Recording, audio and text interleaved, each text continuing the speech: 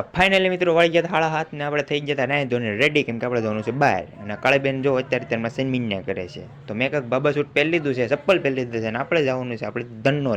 ધનોમાં જવાના છે કાકા, મારે નથી જવાનું ધનોમાં, કેમ કે મારે જવાનું છે બનેવી યારે ગાડી લઈને. તો અમે નીકળી ગયા, પછી પહોંચી ગયા પેટ્રોલ પંપ આપણે ટાંકો ફૂલ કરાવી નાખ્યો છે. ટાંકો ફૂલ કરાવી નીકળી ગયા પાછા અમે ઉડે તો જા ને બાવળિયામાં પહોંચી ગયા આપણે અર્જુન હોટલ. ને અર્જુન હોટલે આપણે ગાડીની હવા વહી ગઈ હતી, તો હવા પુરાવી, હવા તો પુરાવી પડે ને. પછી અમે પહોંચી ગયા અમારા ગામ દેવપુરા પહોંચીને અમે પહોંચી ગયા ઘરે. તો બધું બટકાનું કામ ચાલુ હતું ને આપણો મેન માણો બનાવતો હતો.